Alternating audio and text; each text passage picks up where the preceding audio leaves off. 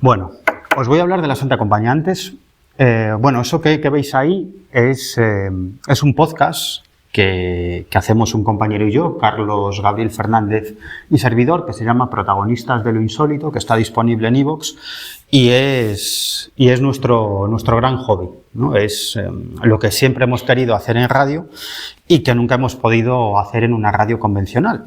Y es entrevistar no tanto a periodistas, historiadores o investigadores, sino a los protagonistas de los fenómenos anómalos, ¿no? Y esto es algo que ahora la tecnología ha facilitado bastante, ¿no? De hecho, nosotros nos vamos con un pequeño equipo de podcast recorriendo España y entrevistando a los protagonistas de todo tipo de hechos anómalos, teleportaciones, encuentros cercanos con ovnis, pilotos, guardias civiles que se han encontrado con seres extraños, encuentros con fallecidos, en fin, todo lo que es el universo de las anomalías, pero los protagonistas no son los periodistas que investigan estas historias, sino las personas que viven este tipo de fenómenos, ¿no? Y eso es lo que hacemos durante hora y media, 2 horas, en cada programa, hablar largo y tendido con alguno o algunos de estos protagonistas. Sí, vale. Vamos a ver. Pues, esto siempre me pasa. Siempre. O sea, no hay una vez que no me pase. A ver, va. A ver. ¿Lo he quitado? Vale, fantástico. Hacia el otro lado, vale. Sí, le estoy dando, ¿eh? Ahí, vale. Bueno, vamos a hablar de encuentros con la Santa Compañía. ¿Sabéis qué es la Santa Compañía, todos?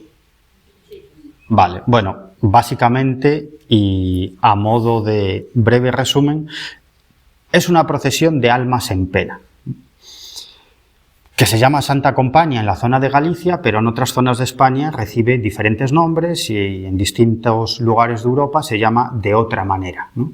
Pero básicamente el fenómeno viene a ser muy similar. Es una procesión de almas en pena que en general siempre se suelen presentar de la misma manera, entidades ensotanadas, a veces portando un cirio o un velón en las manos, aunque luego, si me da tiempo a comentaros, ya veréis que santas compañías hay de muchos tipos, porque incluso está la Santa Compañía del Mar, que es muy popular en Galicia, pero eso sería cuestión de otra charla, la Santa Compañía de Niños, y en muchas ocasiones la Santa Compañía son luces voladoras, ¿no? Pero la imagen arquetípica que tenemos de este fenómeno son esos ensotanados que avanzan, la mayor parte de las veces no caminando, sino levitando sobre el suelo, y que en muchas ocasiones actúan a modo de profecía de muerte. Es decir, que indican que se va a producir un hecho luctuoso, fundamentalmente una muerte, ¿no? Y esto lo marcan de varias maneras, fundamentalmente de 2. Una, si la Santa Compañía desaparece cerca de una casa, eso puede querer decir que algún habitante de esa casa va a fallecer próximamente, en un plazo de 2 o 3 días. En otras ocasiones, los casos son, desde mi punto de vista, más llamativos, más interesantes, y es que los testigos observan a una persona viva que ellos conocen en esa procesión de almas en pena, generalmente abriendo camino, es decir, delante o detrás de esa comitiva. Y eso quiere decir que esa persona va a fallecer en un lapso de unos días. Vale, básicamente esto es el fenómeno de la Santa Compañía. A mí nunca me había interesado hasta hace unos cuantos años, ¿no? Hasta hace 12, 13 años. Yo consideraba que era una superstición, fundamentalmente porque durante la carrera había leído algunos libros sobre este fenómeno de antropólogos y me di cuenta que los antropólogos tienen bastante bien estudiada la génesis de este fenómeno, es decir, de dónde surge, cómo va mutando a lo largo del tiempo y cómo actualmente es este fenómeno que conocemos como la Santa Compañía, pero que es un fenómeno cultural que por supuesto puede explicar la antropología, es decir, que es un constructo humano. Por lo tanto, a mí me parecía que esto de la Santa Compañía pues era una leyenda, una superstición, una creencia que se podía explicar desde el punto de vista de la antropología y ya está. Además, ¿cómo os imagináis al testigo arquetípico de la Santa Compañía, ¿no? Pues un señor o una señora mayor del ámbito rural, con no demasiados estudios, una persona religiosa e incluso supersticiosa. Pues no. Os puedo decir que en el universo de casos que yo he recopilado, que han sido unos cuantos, pues me he encontrado con todo lo contrario, incluso con personas agnósticas, es decir, que no tienen una opinión definida sobre la existencia de vida después de la vida y no tienen ninguna creencia religiosa, pero incluso me he encontrado con ateos que se han encontrado con la Santa Compañía e incluso con urbanitas, es decir, con personas que van a pasar un fin de semana al campo y se encuentran con este fenómeno. Además, en muchas ocasiones ni siquiera saben de qué se trata, solo tiempo después, por casualidad, porque miran una revista o les salta algo en internet o alguien les comenta algo, se dan cuenta de que eso que han visto ellos se denomina Santa Compañía, que eso es muy interesante. Y hoy, fundamentalmente, no me voy a meter en demasiadas honduras, si os parece, luego ya veremos, pero me voy a dedicar a contaros fundamentalmente historias. Yo cuando empecé a recopilar casos de este tipo, con algunos antropólogos gallegos que han seguido esta historia, y a mí me decían, oye, que este es un fenómeno muy interesante, ¿no? Desde el punto de vista antropológico, pero me decían, cuidado, que para lo tuyo también es interesante, ¿no? Pero claro, a los antropólogos les interesa este fenómeno desde su punto de vista, ¿no? Es decir, cómo la creencia en la Santa Compañía puede explicar una serie de procesos sociales, ¿no? Pero a mí me interesa, eso me parece muy interesante desde luego, pero a mí me interesa más desde el punto de vista de lo que genera eso, de lo que genera el fenómeno. Es decir, ¿qué es lo que ve la gente? ¿Es una simple fantasía que se puede explicar desde el punto de vista del folclore o estamos hablando de otra cosa, ¿no? Yo creo que estamos hablando de otra cosa. Y ahí me di cuenta, como en muchas otras ocasiones en mi vida, de mi inmensa ignorancia. Y que muchas veces juzgamos determinados fenómenos sin tener demasiada información y en base a 2 o 3 cositas que nos han llegado, ¿no? Y eso que criticaba yo de otras personas que hacían eso mismo con el fenómeno ovni, pues lo estaba haciendo yo con otro tipo de fenómenos, en este caso con el asunto de la Santa Compañía, ¿no? Y ya desde el primer momento, desde los primeros testimonios, me di cuenta de que aquí había algo y que estaba ante un fenómeno anómalo como otros tantos que había investigado, como el fenómeno ovni, la aparición de seres extraños, casos de teleportaciones, encuentros con entidades del más allá. En el fondo, para mí, todos estos fenómenos tienen el mismo origen. Pero bueno, no, os he dicho que no quiero entrar en Honduras. Vamos a ver. Vale. Bueno, ese que veis ahí es José Rolando.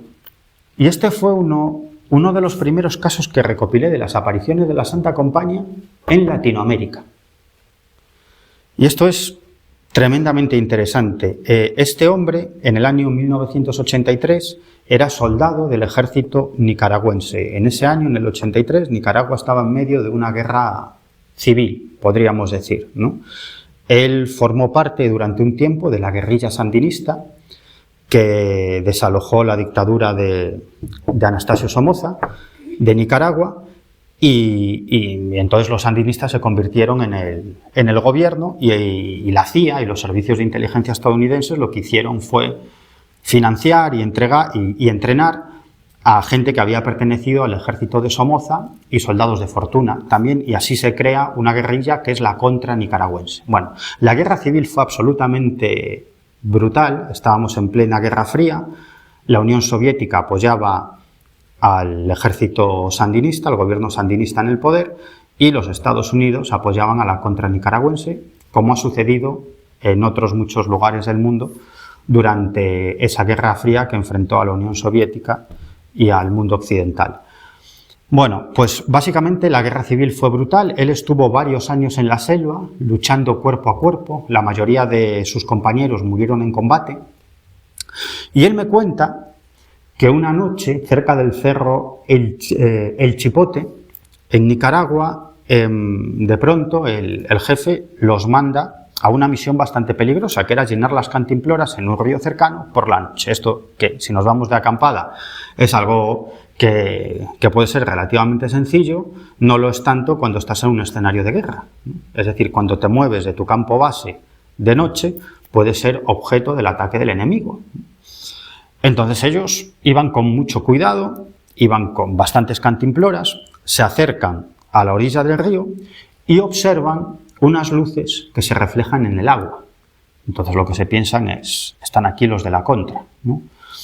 Ellos llevaban siempre una bala en la recámara porque preferían pegarse un tiro, me contaba, antes de ser capturados por la contra, porque te iban a matar, pero antes te iban a torturar.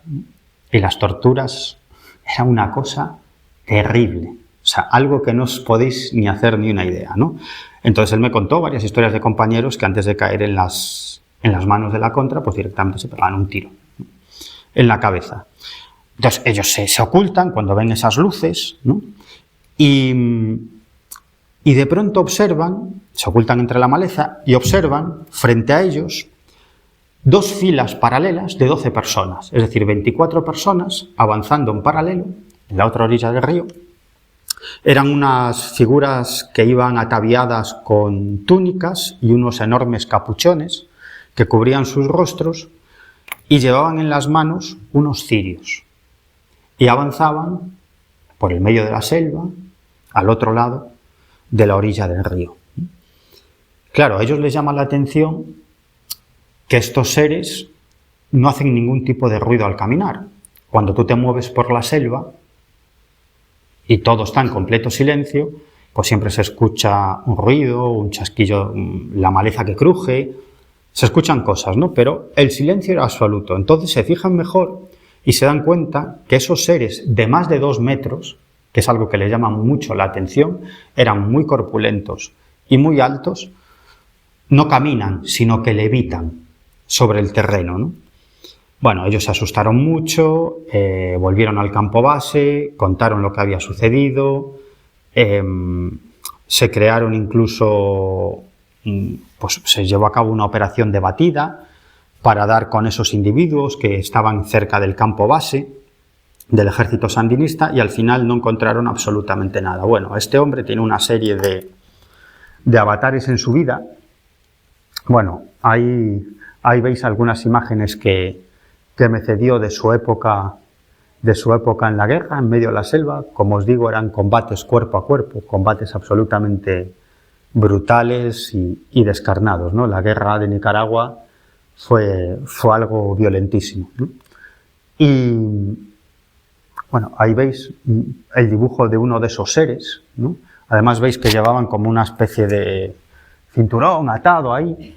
Bueno, él, por una serie de avatares, muchísimos años después, llega a España y un día está en casa de una amiga, su amiga se estaba arreglando para salir y de pronto empieza, bueno, pues tenía allí en el salón, encima de la mesa, una serie de revistas y él empieza a hojear esas revistas mientras su amiga se está cambiando para salir a tomar algo. Y entonces se encuentra un ejemplar de la revista Año Cero, entre otras muchas revistas que había allí.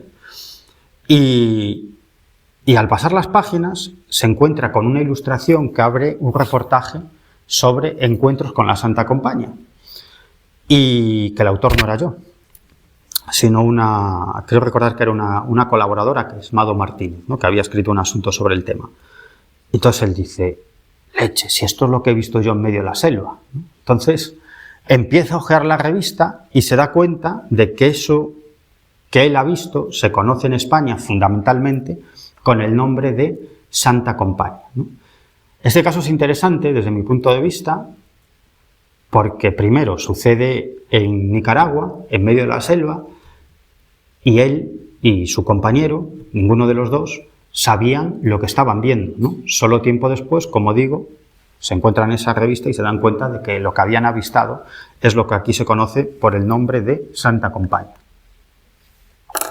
Bueno, este hombre que veis aquí se llama Edemil Pizarro, él es abogado del Banco Central de Costa Rica y él me contó una historia también muy interesante de un encuentro con la Santa Compañía. Esto sucedió en el año 1991, él circulaba en automóvil con unos amigos, entonces era estudiante, por el sur de Costa Rica, iban a pasar unos días a las playas del Pacífico. Entonces ellos circulaban entre 2 localidades, San Vito de Cotobruz y Ciudad Neyli, por un camino de tierra muy despacio, porque el asfalto O sea, la carretera era muy mala, como os digo, una carretera de tierra, y circulaban aproximadamente a unos 15 kilómetros por hora. Lo primero que me dice es que escuchan un zumbido muy extraño, que no pueden identificar de dónde viene. Un zumbido muy raro. Y pocos minutos después, una neblina que parece surgir de todas partes cubre completamente la carretera, ¿no? Cuando antes el día era perfecto. Estamos hablando de pleno día, no de noche, de pleno día. Bueno, ellos siguen circulando. Él me describe que se hace un silencio muy pesado, que es algo que suelen describir otros protagonistas de encuentros cercanos con fenómenos anómalos. Me cuentan también que tienen una sensación de irrealidad, como si estuvieran en otro sitio, y una gran sensación de tristeza y de angustia. Poco después, a ambos lados del vehículo, observan una serie de figuras traslúcidas, 18 figuras por cada lado, ¿no? De más de 1,80 metros de altura. Como digo, son figuras traslúcidas. Ataviadas, eso sí, con una especie de túnicas grisáceas y unos capuchones enormes que les tapaban los rostros. Y agarraban algo entre sus manos, pero ni él ni sus amigos pudieron identificar qué es lo que sostenían, ¿no? Y se dieron cuenta también de que no caminaban, sino que levitaban sobre la calzada.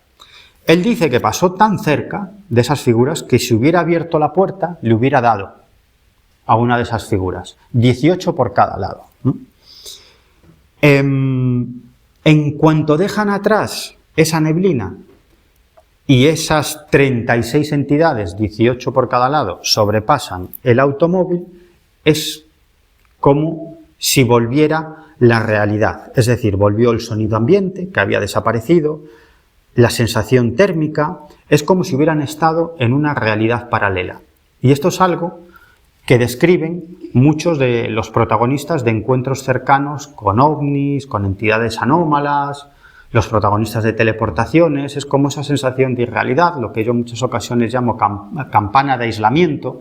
Es como si desapareciera la sensación térmica, el sonido, una sensación de irrealidad, de estar en otro sitio, de captar lo que te rodea de otras formas.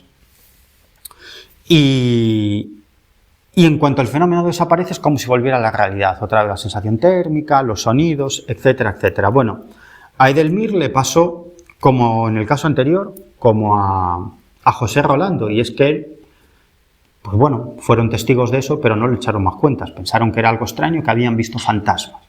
Muchos años después, escuchando por casualidad un podcast, bueno, en este caso era el programa de radio Espacio en Blanco, del gran Miguel Blanco, ¿no? Pues él se estaba bajando varios programas de radio de una plataforma y por casualidad empezó a escuchar un programa de Espacio en Blanco y resulta que estaba Servidor hablando de encuentros con la Santa Compañía. Y claro, a él le llamó mucho la atención lo que yo estaba contando, porque dice, caramba, esto es muy similar, o es similar a lo que yo viví con mis amigos en el año 1991, ¿no? Y se puso en contacto con el programa y así es como logré hablar con él y me contó esta historia, en este caso en Costa Rica, ¿no? He traído estos dos casos, tengo más, de encuentros con la Santa Compañía en Latinoamérica, pero me he querido traer estos dos a modo de ejemplo para que veáis que se trata de un fenómeno universal, ¿no? Que como digo, que aquí se conoce más por el nombre de la Santa Compañía, de la Esta Antigua, etcétera, ¿no?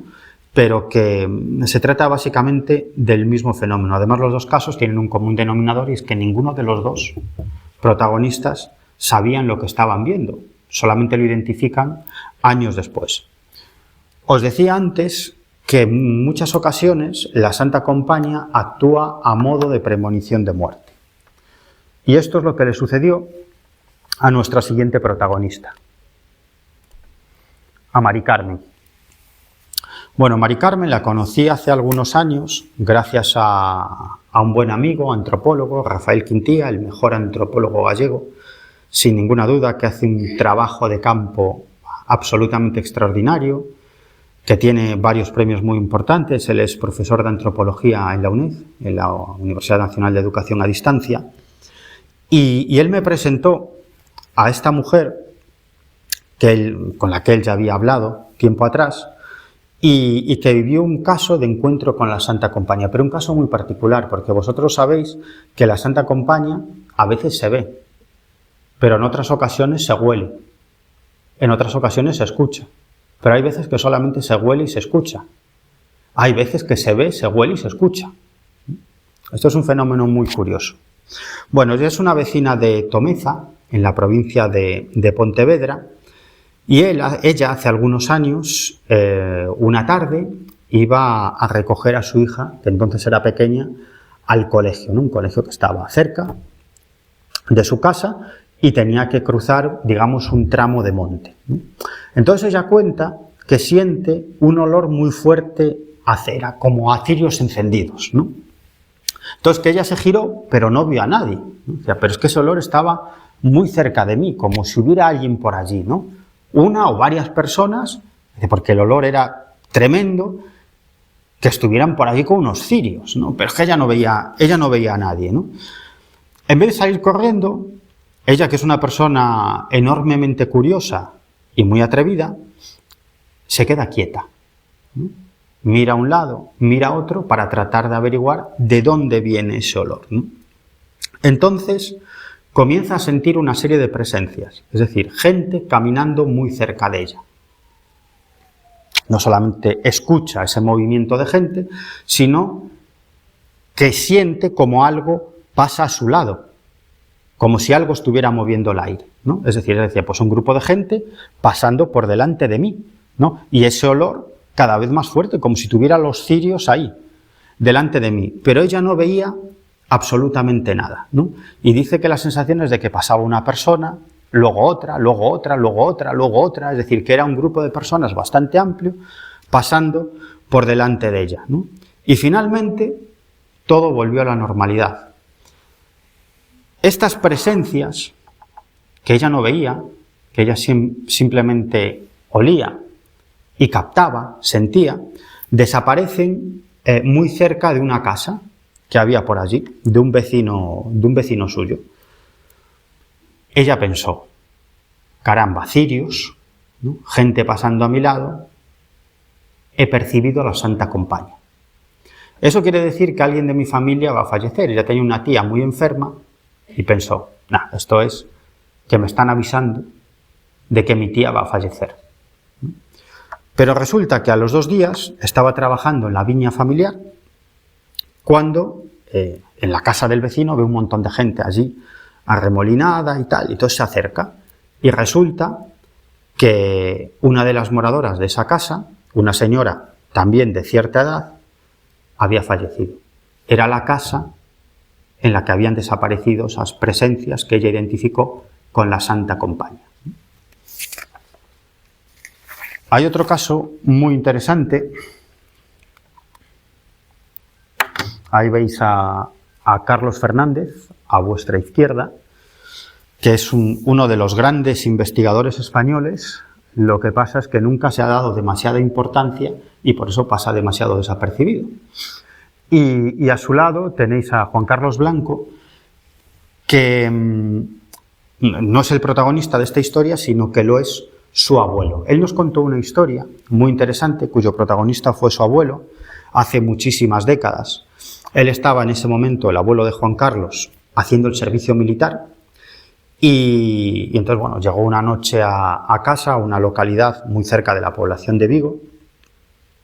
Llegó en tren, muy de noche, prácticamente de madrugada, y él tenía que, para llegar a casa, que recorrer un buen tramo por el medio del monte, ¿no? Eran otros tiempos y algo que a nosotros hoy en día, a los urbanitas, nos puede acobardar, entonces era lo normal, ¿no? Incluso de personas, a mí me han contado muchas historias, no tiene nada que ver con la Santa Compañía, de personas que se han encontrado con lobos, ¿no? A mí no me aterra encontrarme con la Santa Compañía, me da más miedo encontrarme con lobos en medio del monte, ¿no? Esa es otra historia, porque también me han contado casos de ese tipo aterradores, ¿no? Y bueno, él estaba ya casi llegando a casa, le faltaban unos 200 metros para llegar a la casa familiar, cuando escucha detrás de él ruidos de pasos, murmullos e incluso voces. Es decir, como si un grupo de gente estuviera caminando detrás de él. Él se gira, pero no ve a nadie. Dice, bueno, a lo mejor están más lejos de lo que yo me pienso. Y él en un primer momento achaca esos ruidos, esos pasos, esos murmullos a un grupo de gente que podía venir de alguna fiesta de una aldea cercana, ¿no? Pero él no ve a nadie. Y esas voces, esos murmullos, esos pasos cada vez están más cerca de él. Entonces, él decide pararse para tratar de averiguar qué es lo que está pasando. Ya os digo que eran otros tiempos y la gente estaba hecha de otra pasta. Ahora probablemente muchos de nosotros lo que hubiéramos hecho es salir corriendo. Pero este no, este se quedó quieto y dijo, bueno, vamos a ver qué es lo que pasa aquí. Y él lo que cuenta es que esa gente que él no veía, que él solo escuchaba, pasa a su lado. Como en el caso de Mari Carmen, ¿no? Dice, no, es que los tenía ahí, frente a mí, estaban pasando justo por delante de mí, escuchaba los murmullos, los gritos, los escuchaba, estaban a mi lado, ¿no? Entonces, estas voces, estos ruidos que él percibe pasan por delante de él y se alejan hacia la casa más cercana, que era la casa de un vecino, que era la casa más cercana a la vivienda de sus padres, ¿no? Bueno, él no le echa más cuenta a la historia, llega a casa, se mete en la cama y a la mañana siguiente lo despierta su hermano, ¿no? Muy temprano. ¿Qué pasa? ¿Qué pasa? Y dice, oye, que es que se ha muerto esta noche el vecino de la casa de al lado, que es hacia donde habían ido esos murmullos de gente, ¿no? Entonces él le cuenta a su hermano lo que había vivido esa noche, la noche anterior, y su hermano empieza a dar gritos diciendo, tú lo que has visto es a la compañía, has visto a la compañía. Este hombre no le había echado más cuentas y no le había dado mayor importancia, ¿no? Hay una segunda parte de esta historia, y es que Juan Carlos tiene la oportunidad de conocer a una persona en un centro deportivo, a donde llevaba a su hijo, creo recordar, para jugar al fútbol, ¿no? Y allí, hablando con más padres que llevaban a sus hijos a jugar al fútbol y tal, pues no sé cómo salió esta conversación, y él contó la historia de su abuelo, ¿no? Y una persona que estaba allí le dice, oye, ¿te quieres creer que mi abuela me contó exactamente la misma historia en la misma zona? ¿Cómo? Sí, que una noche... Su abuela en este caso estaba unos kilómetros más atrás, dice, ella estaba con una amiga por el monte, dice, y que escucharon pues murmullos, ruido, personas que pasaron justo a su lado, que avanzaban hacia la zona en la que el abuelo de Juan Carlos también vivió el mismo fenómeno, y como digo, pues bueno, pues luego tratando de marcar los años, obviamente fue imposible, ¿no? Pero estamos hablando de la misma época, estamos hablando de los mismos años, ¿no? Es decir, una persona que vive el mismo fenómeno, ¿no? Pero unos kilómetros más atrás, ¿no? Como os digo, bueno, una cuestión bien curiosa. Otro caso interesante es el de Josefa Romero. Este caso ocurrió en el año 1947, Josefa ya muerto hace algunos años, y esto le sucedió en Moaña, en Pontevedra, cuando ella tenía 6 años de edad. Estaba en una finca familiar con su madre, cuando de repente esta mujer se para en seco y agarra a su hija y la aprieta contra ella, ¿no? Fuertemente. Y esta niña dice, ¿pero qué pasa, mamá? ¿Qué pasa? Y la madre dice, no pasa nada, pero tú no mires, no pasa nada, pero tú no mires, ¿no? Entonces ella, claro, si tú le dices a un niño, no mires, ¿qué es lo que va a hacer el niño? Mirar, ¿no? Entonces ella se da la vuelta y ve una procesión, ¿no? Ve una procesión, ella dice que eran como sombras, pero cubiertas con túnicas, sombras cubiertas con túnicas. Y cuando pasan todas esas sombras, detrás, la última entidad de esa comitiva es una vecina del pueblo, que ella conoce, tanto su madre como ella. Pero dice que iba como con los ojos en blanco, ¿no? Como si fuera un zombi, ¿no? Como si no tuviera vida, ¿no? Y que caminaba de forma muy mecánica. Entonces pasa toda esa comitiva, pasa esta mujer.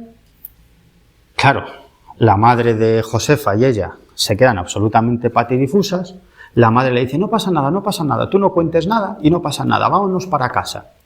Al día siguiente, Josefa y su madre se encuentran en el pueblo con esta vecina, que estaba viva.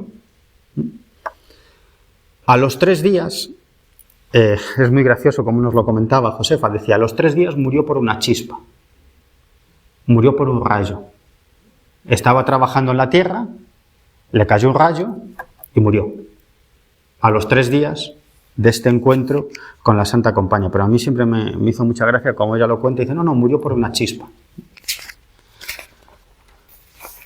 Otro caso interesante, ese es un poco más complicado. Bueno, este os lo cuento otros días, si queréis. Es que este es un poco más complicado. Bueno, Diana, este es otro caso curioso porque os decía antes que en este tipo de casos a veces la Santa Compañía se vincula con luminarias, ¿no? Seguro que habéis escuchado hablar de las luces populares, ¿no? En determinadas zonas, y esto es un fenómeno que se repite en todo el mundo, existe la creencia de que una serie de luminarias, luces voladoras, realizan más o menos el mismo recorrido de forma habitual, ¿no? Aquí en España tenemos la famosa luz del Pardal, en Albacete, que es probablemente la más conocida, también la luz de Mafasca, en Fuerteventura, y tenemos otras muchas luces populares, ¿no? Pero es que España está repleta de casos de luces populares. Solamente se conocen, digamos, de forma muy popular algunas de esas luces, pero hay muchas otras. A mí hace poco me comentaban en una localidad del sur de Galicia, la gente de allí me hablaban de otras luces populares que se siguen observando hoy en día y que recuerdan esas historias de sus abuelos, ¿no? Pero esas luces se siguen viendo y hacen siempre más o menos el mismo recorrido y nadie ha recogido esta historia, ¿no? Es decir, es una historia virgen, pero como estas hay miles en toda España, ¿no? Y a veces esas luces populares se suelen vincular con la Santa Compañía, ¿no? A veces primero se ven luces y luego se identifican a esos ensotanados y a veces solamente son luces, ¿no? El caso de Diana es muy curioso. Ella circulaba por una localidad cercana a la ciudad de Vigo y ella observa una serie de luminarias que avanzaban por un bosque bastante próximas a la carretera. Entonces ella lo que hace es acercarse, parar el coche, descender del automóvil para tratar de comprobar cuál es el origen de esas luces que tanto le estaban llamando la atención, ¿no? Entonces se adentra incluso un poco en el bosque, ¿no? Sale de la carretera, entra en el bosque y ella dice que se encuentra con una serie de frailes que iban con unas túnicas, unos capuchones cubriéndoles la cabeza y que llevaban unos velones enormes, ¿no? Y que iban en 2 filas de 10 frailes de estos cada fila, ¿no? Es decir, en total 20 personas avanzando en 2 filas de a 10, ¿no? Ella dice, caramba, una procesión. Hasta que se da cuenta de que estos individuos, o lo que sean, no caminan, sino que levitan sobre el terreno, ¿no? Entonces pega un grito y dice, la acompaña, entra en el coche y se aleja de allí. En este caso, ella que recuerde, no tuvo lugar ningún hecho luctuoso ni ninguna muerte cercana, ¿no? Otro caso es el de Manuela Quintela. Manuela Quintela es vecina de Castroverde. En Lugo nos encontramos este caso cuando estábamos siguiendo otras historias vinculadas con ovnis por la zona y Manuela Quintela nos contó esta historia que es muy interesante, ¿no? Ella estaba dando un paseo por una zona cercana a su casa, ahí la veis, es la foto de abajo. Ella estaba caminando justo por esa carretera, muy cerca del lugar desde donde tomé la fotografía, ¿no? Y entonces ella observa unas luminarias muy potentes que parten del cementerio, que veis ahí arriba, ¿no? Esas luminarias pasan por encima de la tapia y llegan hasta donde está ella, ¿no? Eran 3 luminarias muy potentes y muy grandes que pasan muy cerca de ella, pero cuando digo cerca es a 1 metro de ella, ¿no? Pasan 3, 1, 2 y 3. Se dirigen hacia su casa y desaparecen en su casa, pero es que luego vuelve a haber otras 3 luminarias, exactamente igual, en fila, 1, 2, 3, que vuelven a pasar por delante de ella, pero es que luego vuelve a observar otras 3 luminarias que vuelven a pasar por delante de ella. Ella dice, qué cosa más rara, hasta que piensa, ostras, cementerio, luces, desaparecen en mi casa, la acompaña. Está anunciando una muerte que va a suceder en mi casa. Claro, ella vivía con una hija y una nieta, ¿no? Y ella me decía, bueno, dice, si me tengo que ir, que sea yo, ¿no? Que ya tengo edad. Bueno, la entrevisté unos años después de que viviera esta historia y no murió nadie en la casa. O sea que a veces la compañía se equivoca también. Este seguro que lo conocéis, ¿verdad? ¿Sabéis quién es? Seguro que a muchos de vosotros sí. Es el antropólogo José Luis Cardero, es un extraordinario antropólogo que ha hecho investigaciones alucinantes y fascinantes. Además, se da la circunstancia de que es muy amigo de Rafael Quintía, el antropólogo del que os hablé anteriormente, que es buen amigo. Y los dos se caracterizan porque tienen una mente científica, pero son personas muy abiertas y que no cierran la puerta a nada y que además les encanta perseguir estas historias raras con gente como yo, como lo que somos persigue misterios, ¿no? Es decir, que no se ponen en una atalaya, ¿no?, diciendo yo no quiero saber nada de los periodistas, de los investigadores de anomalías, sino todo lo contrario, ¿no?, que comparten con nosotros correrías, ¿no?, aunque ellos tienen su punto de vista y les interesa más investigar estos fenómenos desde el punto de vista de la antropología, no tanto desde el punto de vista fenoménico, ¿no?, aunque a nosotros sí, ¿no? Pero como digo, compartimos aventuras en muchas ocasiones, ¿no? Y él siempre cuenta que se empezó a interesar por este fenómeno por lo que comentaba su abuelo. Su abuelo entonces vivía en Meilán, que es una localidad lucense que está a unos 5 o 6 kilómetros de Ombreiro, a donde iba habitualmente a ver a su novia, la que luego fue su esposa, ¿no? Entonces él tenía que recorrer esos 5 o 6 kilómetros por el monte, ¿no? Siempre llevaba una escopeta por el asunto de los lobos, ¿no? Entonces había muchísimos más lobos que ahora y los lobos en muchas ocasiones no se cortaban y atacaban a las personas. Bueno, me han contado historias como un tipo subido en lo alto de un árbol y los lobos abajo esperando, toda una noche, dando gritos. Lo encontraron 2 días después. Y el hombre con miedo a dormirse. Dice, si me duermo y me caigo, me comen. Bueno, historias de estas me han contado muchas, ¿no? Entonces, uno de esos días que él sale de Ombreiro, de ver a su novia, va camino de casa y cuando iba a mitad de camino, recorridos aproximadamente unos 3 kilómetros, se da cuenta de que se ha dejado la escopeta en casa de su novia, ¿no? Dice, estoy a medio camino, ¿qué hago? ¿Tiro para casa o vuelvo para atrás? ¿No? Y cuando estaba decidiendo eso, si continuar o darse la vuelta, dice que ve avanzar hacia él 3 luces muy silenciosas de color azul. Luces muy grandes y muy silenciosas. Entonces él lo que hace es esconderse detrás de una piedra al borde del camino, ¿no? Y él siempre cuenta que esas luces se pararon justo a su altura, como si lo estuvieran buscando, ¿no?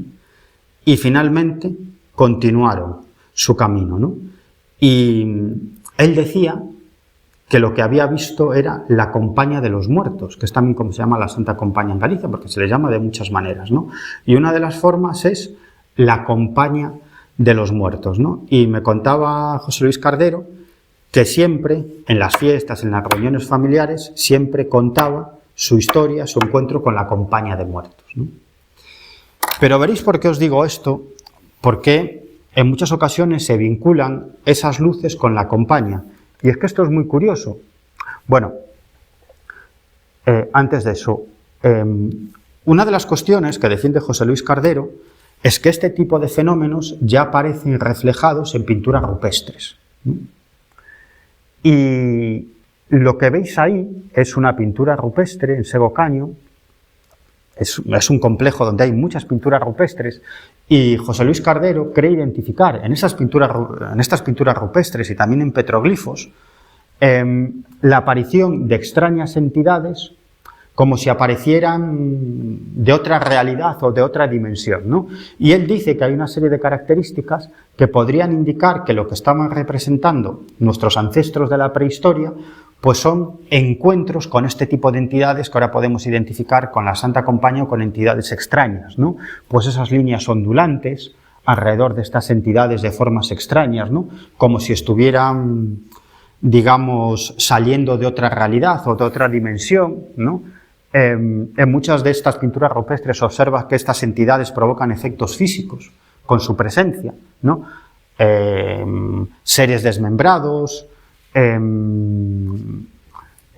animales muertos, ¿no? Es decir, como si su sola presencia pudiese provocar toda una serie de fenómenos, ¿no? Y él está convencido de que este tipo de fenómenos que ahora mismo recogemos, los persigue misterios, son habituales y nos acompañan a los seres humanos desde el principio de los tiempos, ¿no? Y os comentaba lo de las luces y la compañía porque el primer registro escrito sobre la aparición de la Santa Compañía es del año 1843 y la Santa Compañía eran luces voladoras.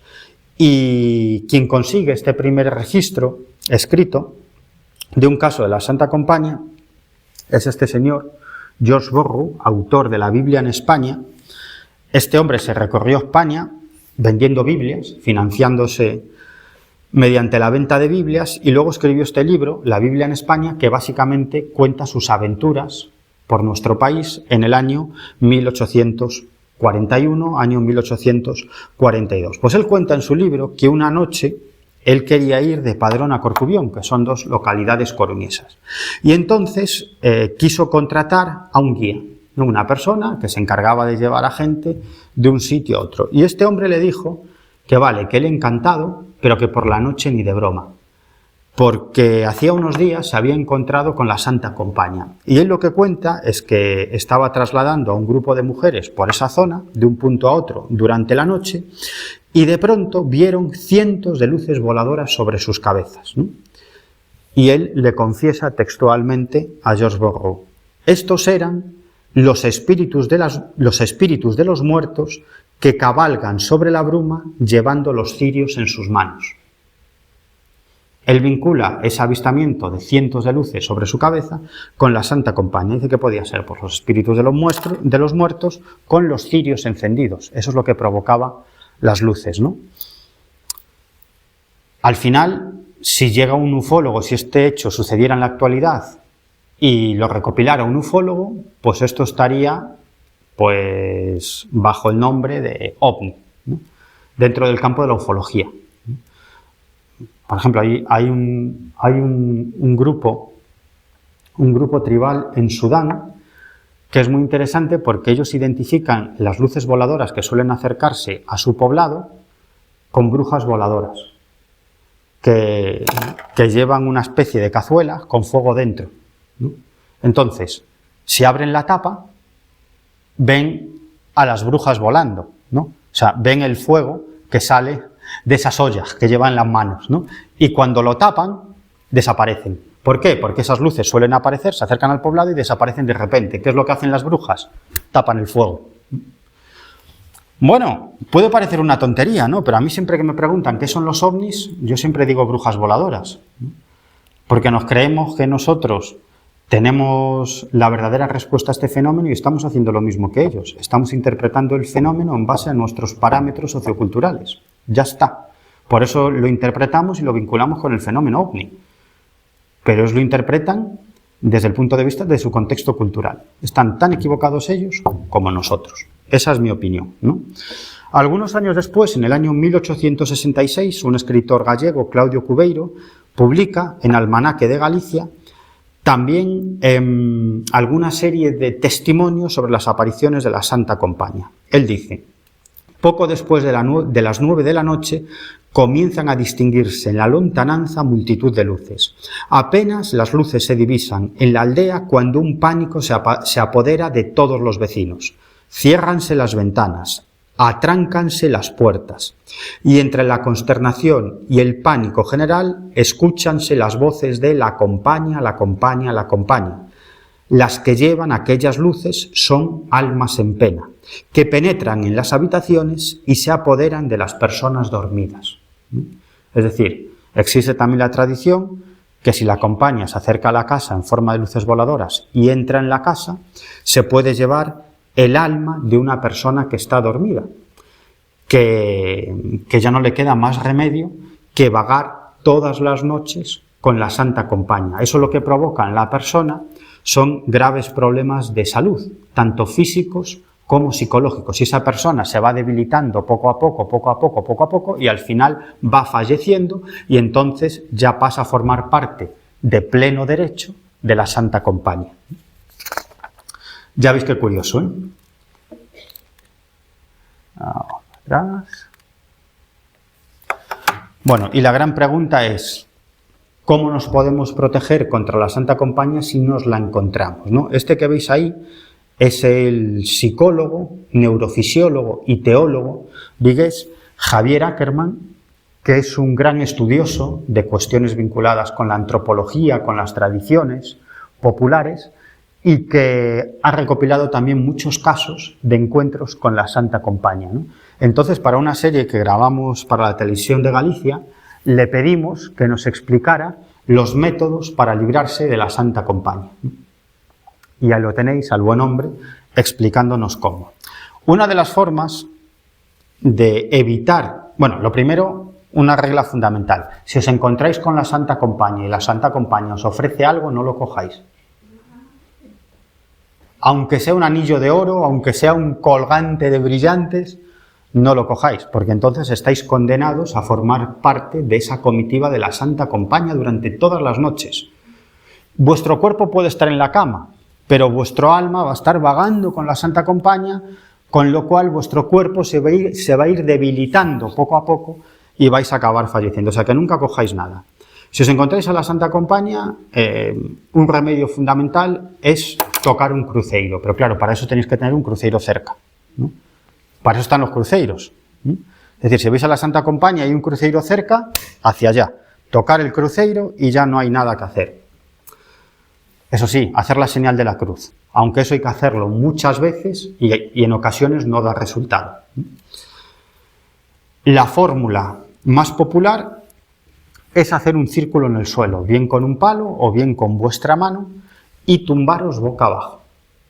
Es decir, tenéis que hacer el círculo y tumbaros boca abajo y no se os ocurra mirar. Es decir, que no os pueda la curiosidad, porque entonces podéis pasar a formar parte de la Santa Compañía, ¿no? A Ackerman le decíamos: bueno, ¿cómo es esto? Pues oye, hazlo. Dice: hombre, ¿me tengo que tirar al suelo? Sí, hombre, hazlo, ¿no? Es el hombre haciendo el círculo y tirándose al suelo boca abajo para no ver a la Santa Compañía. Y yo siempre añado otro método, ¿no?, que creo que es el más sencillo, que es salir corriendo, ¿no? Es decir, si veis a la Santa Compañía por ahí, pues por el otro lado, ¿no?, salir corriendo y ya está. ¿Cuáles son los orígenes, ¿no?, del fenómeno de la Santa Compañía? Os decía antes que a mí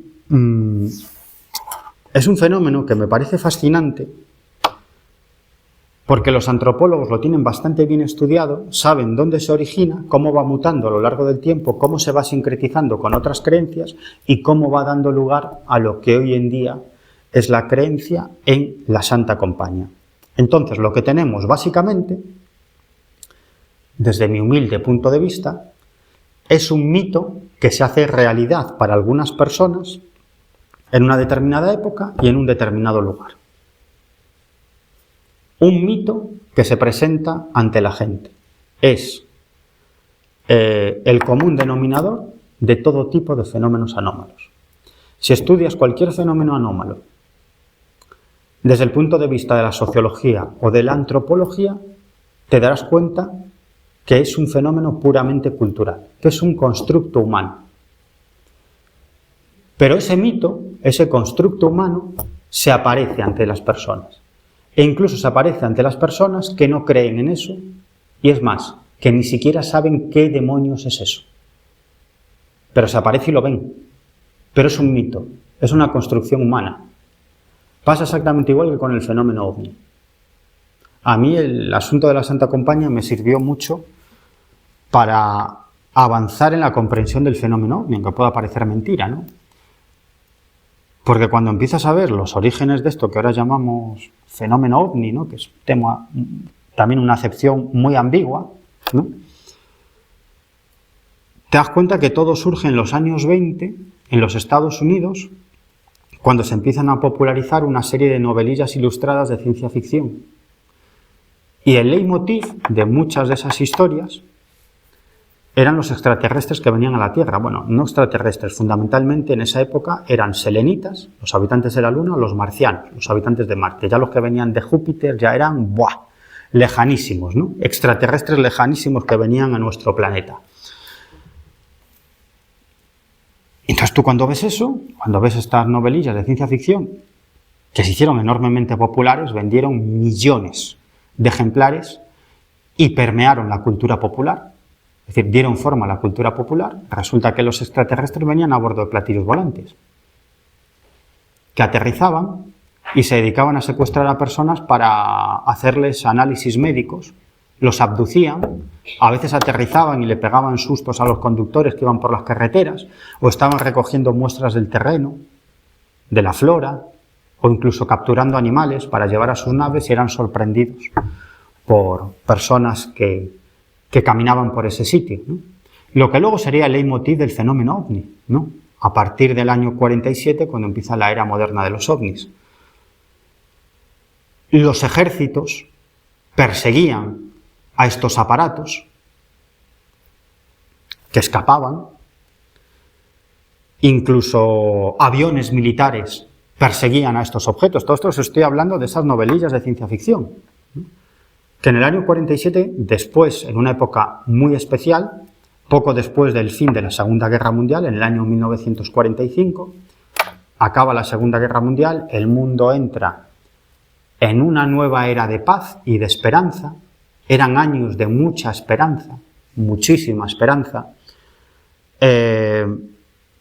donde el mundo, sobre todo para el sector occidental, el nuestro, cambió para bien, porque había una amenaza que se llamaba la Unión Soviética. Entonces, para evitar una revolución en suelo occidental, lo que se hizo es que los que tenían el poder, es decir, los medios de producción, pues digamos que ofrecieron una serie de ventajas a la clase trabajadora, ¿no? Y entonces eso es lo que se ha dado en llamar el estado del bienestar, y el mundo occidental entró en una época de abundancia. Es la época en la que todo era posible y empezábamos a mirar hacia el cielo.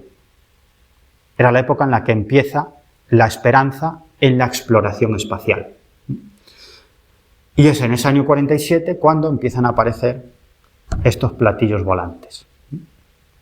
Pero que el leitmotiv es muy similar a esas novelillas de ciencia ficción. De hecho, el primero que ve ovnis es Kenneth Arnold, el 24 de junio del año 1947, sobre el Monte Rainier en Washington. Y él, cuando aterriza con su avioneta, él nunca dijo que vio platillos volantes.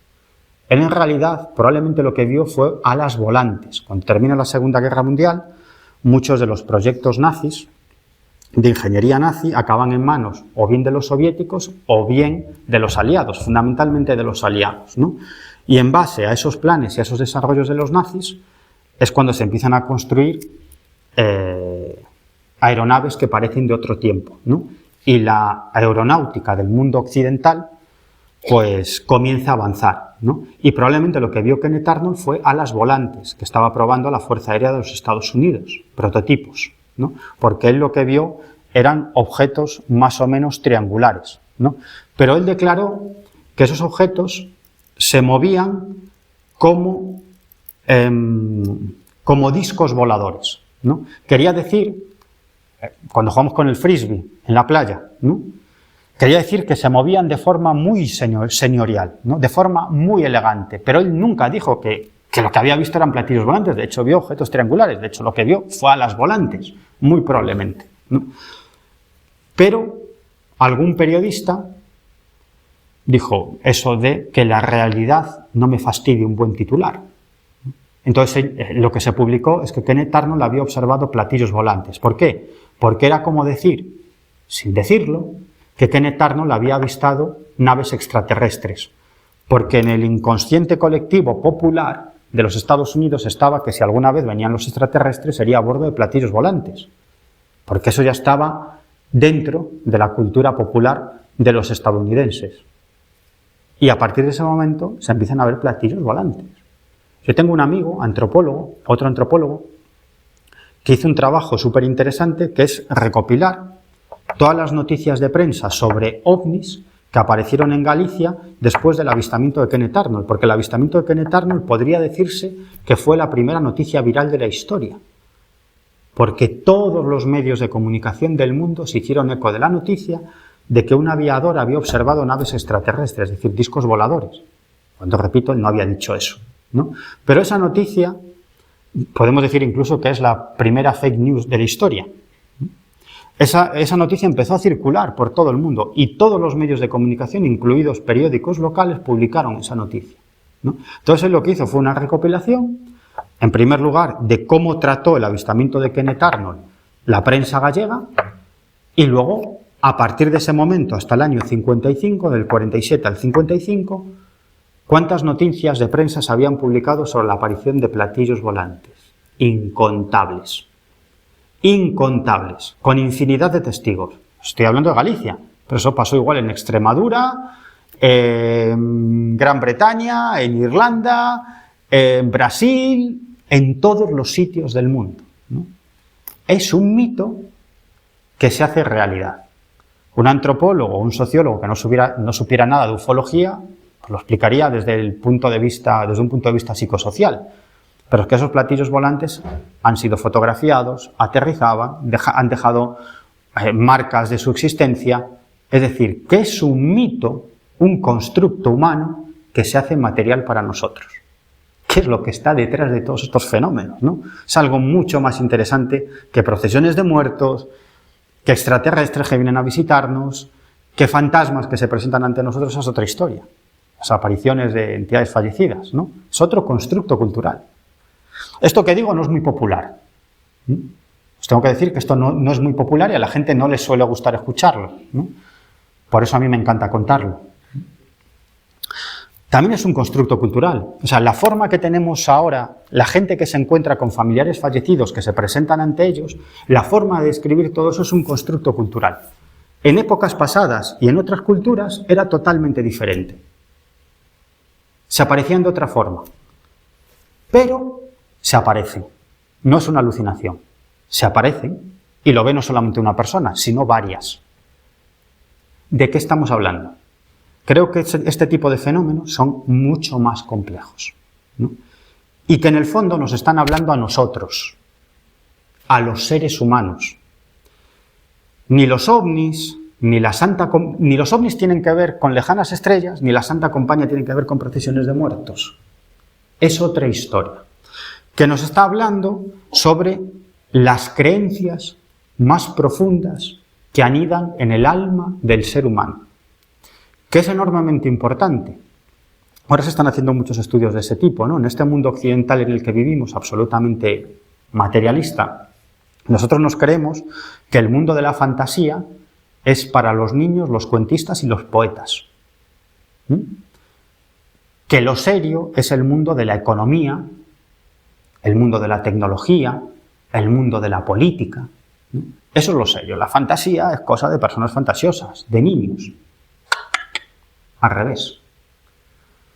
Lo que hace que una sociedad sea como es decir, que tenga un determinado sistema económico, político o social y un determinado desarrollo tecnológico, es la fantasía. Nuestras creencias más profundas, es decir, el mundo de la fantasía, del folclore y de las tradiciones, es lo que da forma a nuestra visión del mundo.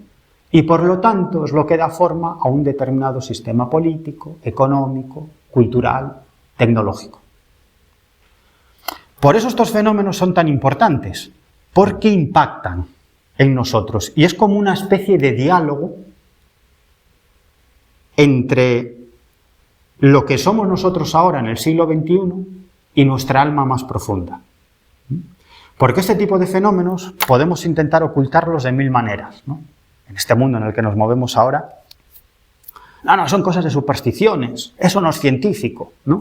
Son supersticiones, son creencias, cuentos de viejas, ¿no? Podemos girar la cabeza, pero esos fenómenos están ahí. Entonces podemos intentar taparlos, pero salen por todos lados, ¿no? Apariciones de damas blancas, ovnis, seres fallecidos que se presentan ante sus seres queridos. Hace poco estaba recogiendo en España casos de apariciones del Mothman, teleportaciones.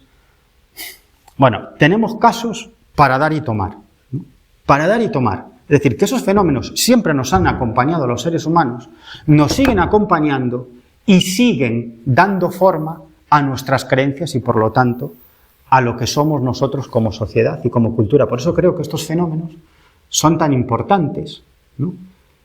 Y creo que es tan interesante estos fenómenos desde el punto de vista de la antropología, como desde el punto de vista cultural, como desde el punto de vista folclórico, como desde el punto de vista de intentar averiguar cómo se generan estos fenómenos. Aunque quizás, es cierto, esto es lo menos interesante, ¿no? Lo importante es cómo impactan en nosotros. Y ya termino, porque sé que me estoy pasando, pero os quiero poner dos ejemplos. Un ejemplo, en los años 50, los platillos volantes aterrizan y descienden unos seres que contactan con las personas. La mayoría de esas entidades vienen a darnos un mensaje de paz, ¿no? Fundamentalmente lo que vienen a decir, en esa época, en los años 50, el gran peligro era la destrucción mutua, ¿no? Entre la Unión Soviética y los Estados Unidos, que ahora estamos por ahí también, ¿no? No estamos muy lejos de cómo estábamos antes. Y entonces, básicamente decían eso, que las armas nucleares son muy peligrosas, tal, hay que destruir las armas nucleares, eran como mensajes de paz y tal, ¿no? Claro, los seres buenos, ¿cómo eran? Nórdicos, eran altos, rubios y de piel blanca. ¿Qué pasa? ¿No hay extraterrestres negros? O sea, ¿qué pasa? Que los buenos son blancos, ¿no? Rubios. Y los malos son los grisáceos, los oscuros. ¿Cómo vestían estos seres bondadosos, estos extraterrestres bondadosos que venían de los cielos a traernos un mensaje de paz, ¿no? Pues con un traje ajustado a su cuerpo, ¿no? Aparentemente un traje futurista, un traje de astronauta. ¿Y con qué se movían? Con platillos volantes, ¿no? ¿Qué es lo que estaba viendo la gente? Pensad, ¿qué es lo que estaba viendo la gente? Ángeles del siglo XXI. O sea, la figura, cuando os pregunto, ¿cómo es un ángel? Pues alguien andrógino, ¿no? Que no sabes muy bien si es masculino o femenino, pero muy bello, media melena, vestido con una túnica, con unas alitas, ¿no? Es una construcción del Renacimiento. Esa imagen icónica de un ángel es una construcción de los artistas del Renacimiento. Así es un ángel, ¿no? ¿Qué estaba viendo la gente? Esos ángeles, pero ángeles en el siglo XX, en este caso en el siglo XX, ¿no? Cuando empieza la era espacial, ¿no? Estaban viendo esos ángeles. En vez de alas, ¿qué tenían? Platillos volantes. ¿Cómo eran? Exactamente igual que ángeles. ¿Qué hacían con esos platillos volantes? O sea, cuando se representan a los ángeles, ¿qué son las alas? Son un símbolo de que son mensajeros de Dios, de que pueden ascender a los cielos, recibir los mensajes de Dios y descender a la tierra para transmitir esos mensajes a los seres humanos. Lo mismo que estaban haciendo los extraterrestres en sus platillos volantes. Venían del cielo para transmitir un mensaje de paz y amor, pero en el fondo no dejaban de ser ángeles. Las apariciones marianas es exactamente lo mismo. Las apariciones de la Virgen no son más que las apariciones de la madre naturaleza, de la madre tierra. Ya está, ¿no? Y a lo largo de la historia, esa madre tierra, esa madre naturaleza, ha tomado diferentes formas para presentarse ante nosotros. Inanna, Ishtar, Isis, Afrodita. Y en un contexto cultural católico, la Virgen María. Pero es lo mismo que el fenómeno de las damas blancas de los bosques. ¿Ante quién se aparece la Virgen María? ¿Ante niños o personas simples? Es decir, gente virgen, no virgen sexual, ¿no? Que ahí es como lo tomó la Iglesia, ¿no? La virginidad desde el punto de vista sexual. No, no es esa virginidad a la que está aludiendo las apariciones de la Virgen, ¿no? Sino que es falta de maldad, ¿no? Es decir, es una pureza interior. Los niños no tienen maldad, son puros, ¿no? La gente simple del campo es un símbolo de la bondad, ¿no? No están maleados, ¿no?, por nuestra sociedad malévola, ¿no? Se presentan ante ese tipo de gente. ¿Dónde? En entornos naturales. Fundamentalmente al lado de arroyos, el agua es símbolo de pureza, de virginidad, y cerca de grutas. Las grutas son el símbolo del útero materno, del útero de la madre tierra, la que nos da la vida y a la que todos volveremos una vez que fallezcamos. Es todo enormemente simbólico. Las apariciones de la Virgen María no dejan de ser más que un símbolo de la madre naturaleza, teniendo en cuenta que en el Nuevo Testamento la Virgen María es un personaje absolutamente marginal, que tiene la importancia que tiene gracias al fervor popular, porque en el cristianismo faltaba una figura femenina, faltaba la diosa, era todo muy patriarcal, faltaba una figura femenina, faltaba la figura de la diosa, y fue el fervor popular, fue la gente la que presionó a la Iglesia para que le diera más importancia a esa figura femenina de la Virgen María, que, como digo, tiene un papel absolutamente marginal, ¿no? Es decir que, bueno, al final me he ido por otros derroteros, pero lo que os quiero decir es que este tipo de fenómenos son muchísimo más interesantes de lo que nos pensamos, y ahí yo creo que podemos hallar respuestas a muchas de las grandes preguntas que nos formulamos y están apuntando directamente a las creencias más ancestrales y al alma más profunda del ser humano. Y ya me callo.